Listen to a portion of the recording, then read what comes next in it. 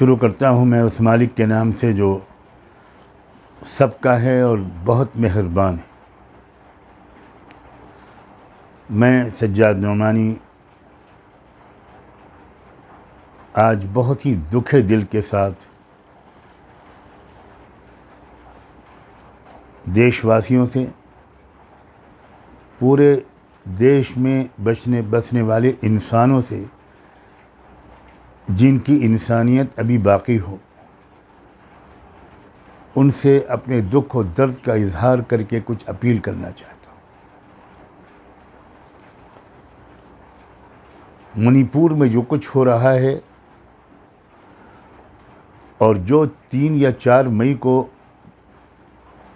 एक लड़की और महिलाओं के साथ जो कुछ हुआ था और जिसकी खबर अब पहुंची है, इसलिए कि वहाँ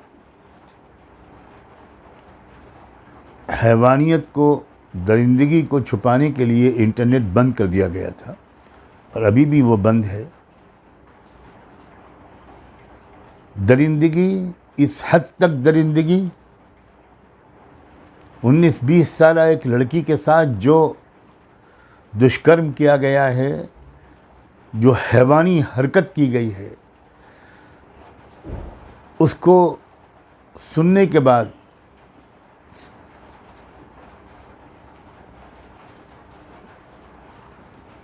मैं बता नहीं सकता कि मुझ पर क्या गुजरी है और मुझ पर क्या। अगर कोई भी शरीफ इंसान किसी भी समाज में पैदा हुआ हो, किसी भी धर्म का मानने वाला हो, किसी भी कास्ट में हो, उसका सर शर्म से झुक जाएगा और उसका दिल गुस्से से भर जाएगा। कहाँ पहुँच गया हमारा ये देश?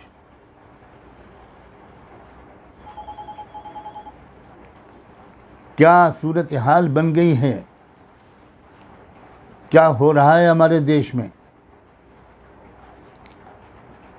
उस लड़की को ले जाकर पहले तो उसके साथ क्या किया गया? नंगा किया गया।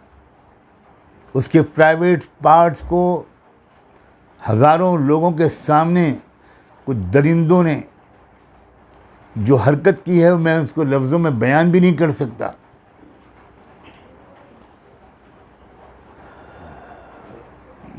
ये वो लोग कर रहे हैं जो महिलाओं के अधिकारों का कारोबार कर रहे हैं।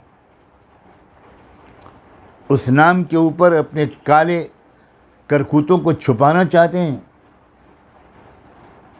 ये दुर्दशा हो गई है हमारे देश में महिलाओं की। ये है स्टेटस और मुकाम और औरतों का।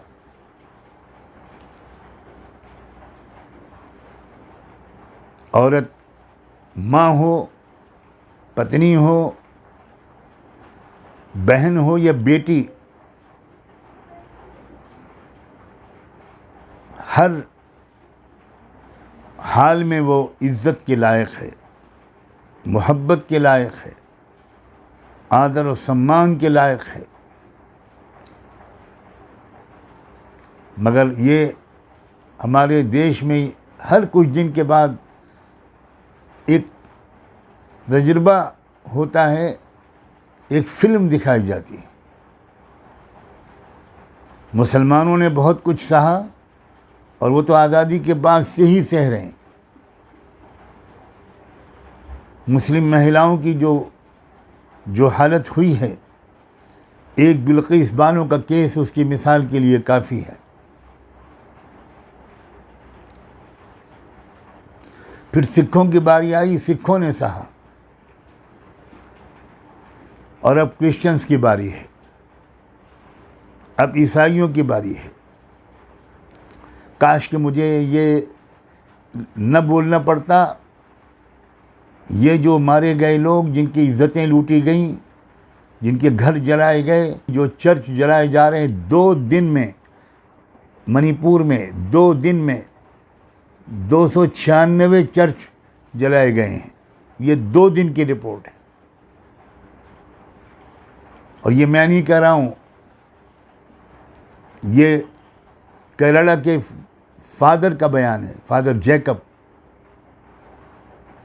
मेरे पास अल्फाज नहीं है, रियली मेरे पास अल्फाज नहीं है। मैं मुनासिब शब्दों को ढूंढ ही नहीं पा रहा हूँ कि मैं किस तरह अपने रिएक्शन का, अपने दर्द का, अपने दुख का, अपने गुस्से का, अपनी शर्मिंदगी का इजहार करूँ। ये किस देश में हम लोग रह रहे हैं? इस देश में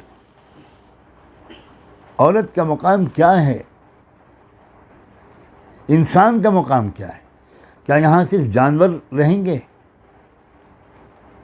इंसानों को नहीं रहने दिया जाएगा? लोग हुकूमत की खामोशी का रोना रो रहे हैं और मुझे हुकूमत की खामोशी पर रोना, रोने वालों पर रोना आ रहा है।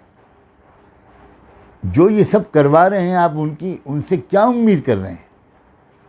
वो जब तक उनका टारगेट हासिल नहीं हो जाएगा, जब तक वो खामोश ही रहेंगे। और अब तक का उनका कैरेक्टर बिल्कुल यही है। और इससे एक बात तो साफ साबित हो गई, मेरे देश के लोगों, खुदा के लिए सुनो, ईश्वर के वास्ते इसको सुनो।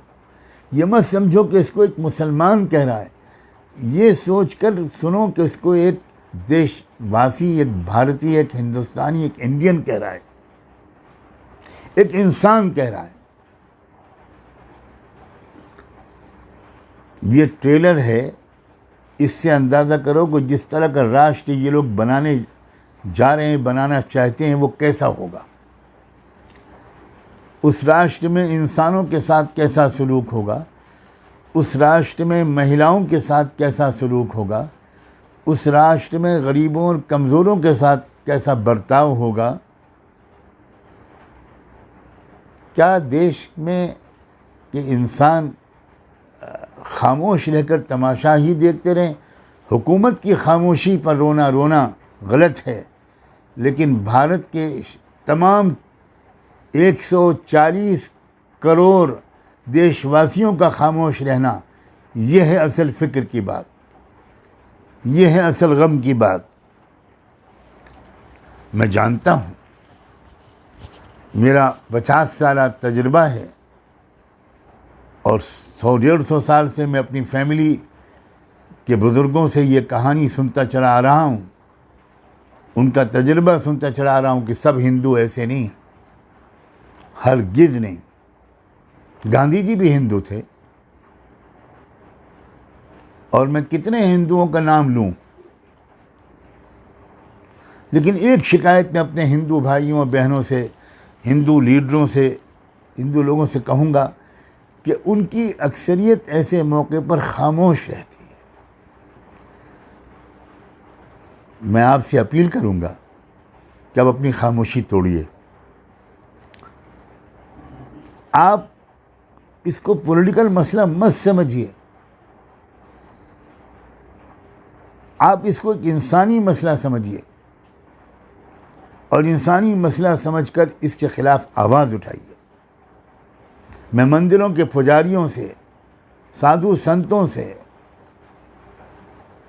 धर्माचार्यों से, इंटेलेक्चुअल से, प्रोफेसर से, टीचर्स से, यंग बॉयज़ एंड गर्ल्स से ये अपील करता हूँ कि आप इसके ख़िलाफ़ आवाज़ उठाइए, पीसफुल एहतिजाज कीजिए और ये दिखा दीजिए कि अभी देश का ज़मीर मरा नहीं है। इसी तरह मैं अपोजिशन पार्टियों से भी एक अपील करता हूँ, बहुत दिल की गहराइयों से, प्लीज़ एक उम्मीद की जोत, एक उम्मीद की किरण आपने इस वक्त जगाई है, जब पटना और बेंगलोर की मीटिंग्स के बाद आपने ये देश को संदेश दिया है कि अब इंडिया लड़ाई लड़ेगा, अब इंडिया उठेगा। बहुत भारी जिम्मेदारी आपने अपने कंधों पर ली है और बहुत भारी, बड़ी संख्या में लोगों की दिलों में उम्मीद जगाई है। मैं आपसे कहता हूँ कि छोटी छोटी बातों पर लोगों के विश्वास को टूटने मत दीजिएगा, लोगों की उम्मीदों को टूटने मत दीजिएगा। इंतहाई ज़रूरी है ये बात। जो मैं आपसे कह रहा हूँ। ऐसा ना हो कि जो उम्मीद आपने जगाई वो ज़रा सी आपस के किसी इख्तिलाफ की वजह से वो उम्मीद टूट जाए। आप बचाइए इस देश को, बचाइए इंसानियत को। अपनी पार्टी की सीटें ज़्यादा हों, अपनी पार्टी की सीटें, फला पार्टी की सीटें कुछ कम हो, please, for the sake of God, for the welfare of humanity, for the future of this nation, आप खुदा के वास्ते अब आप ठान लीजिए कि पीछे नहीं हटना। और वो जो आपने एक उम्मीद दिलाई है कि हर जगह पर एक कैंडिडेट खड़ा होगा जो इंडिया का कैंडिडेट होगा। What a beautiful name you have chosen. क्या शानदार नाम आपने चुना है। हम इंडिया के साथ हैं, हम आइडिया ऑफ इंडिया के साथ हैं। आप वफादारी साबित कर दीजिए कि आप इंडिया के वफादार हैं, और फिर देखिए कि हिस्ट्री में आपका नाम किन गोल्डन वर्ड से लिखा जाएगा। ये लास्ट चांस है जो आपको मिलेगा आने वाले स्टेट के इलेक्शंस में और 24 के इलेक्शन में। बहुत बड़ी आपने उम्मीद जगाई है, पता नहीं आपको पूरा एहसास है कि नहीं। जो नाम आपने चुना है उसमें आपने इंडिया की इज्जत को दांव पे लगा दिया। इंडिया हारेगा तो इंसानियत हार जाएगी। इंडिया को जीतना है और उसके लिए आपका बड़े दिल के साथ आगे बढ़ना और डटे रहना ये बहुत ज़रूरी होगा। और इसी तरह मैं तमाम ट्राइबल लोगों से, ट्राइबल भाइयों बहनों से, आदिवासियों से, तमाम माइनॉरिटीज़ से, तमाम शेड्यूल ट्राइब के लोगों से, शेड्यूल कास्ट के लोगों से, ओबीसी से, तमाम अक़लियतों से अब ये कहता हूँ कि बस इनफ इज़ इनफ, बहुत हो गया। अब अपने अपने छोटे छोटे इंटरेस्ट को मत देखिए, अब देश को बचाइए। सिख भाइयों से, क्रिश्चियंस से, बुद्धिस्ट लोगों से, मुसलमानों से, और जो लोग भी इस देश में रहते हैं, इवन वो लोग जो कोई धर्म नहीं मानते, आप इंसानियत को तो मानते हैं। आप इस मुल्क में रहते हैं, इस मुल्क को तो खुशहाल देखना चाहते हैं, इस मुल्क को तो आप पुरअमन देखना चाहते हैं। अब आप रैंक एंड फाइल के, अपने रैंक एंड फाइल के अंदर ये मैसेज आम कर दीजिए कि अब मौका नहीं देना इन लोगों को। बस हमने देख लिया, बहुत धोखा खा गए। अब मज़ीद तजर्बा करने की, मोहलत देने की, इंतज़ार करने की कोई गुंजाइश नहीं है। मैं उम्मीद करता हूँ कि जिस नीयत से, भावना से मैंने ये बात कही है, आप प्लीज़ इस पर गौर करें। न मैंने किसी पॉलिटिकल पार्टी के साथ हूँ, न किसी पॉलिटिकल पार्टी के ख़िलाफ़ हूँ। मैं आइडिया ऑफ इंडिया के साथ हूँ, मैं इंसानियत के साथ हूँ, मैं कॉन्स्टिट्यूशन के साथ हूँ, मैं ह्यूमन वैल्यूज़ के साथ हूँ। और उन्हीं को वजह से मैं इस वक्त आपकी सामने उपस्थित होकर, आपकी खिदमत में हाज़िर होकर मैंने आपसे ये अपील की है। काश कि मेरा ये पैगाम किसी तरह मणिपुर के लोगों तक पहुँचे, उस परिवार तक पहुँचे जिसके लोग मर्द मार दिए गए, जिसके पुरुष मार दिए गए, जिसकी महिलाओं के साथ जो किया गया है, जिस तरह उनकी देह को नोचा गया है, अनइमेजिनेबल। बस में होता तो मैं जाता, उड़कर जाता और उन लोगों के आंसू पोंछता और दो शब्द उनसे कह सकता। मैं उम्मीद करता हूँ उन तमाम लोगों से जो मेरे इस संदेश को वायरल कर सकें, वो मेरे इस मैसेज को आम करें। बहुत बहुत शुक्रिया। खुदा हाफ़िज़।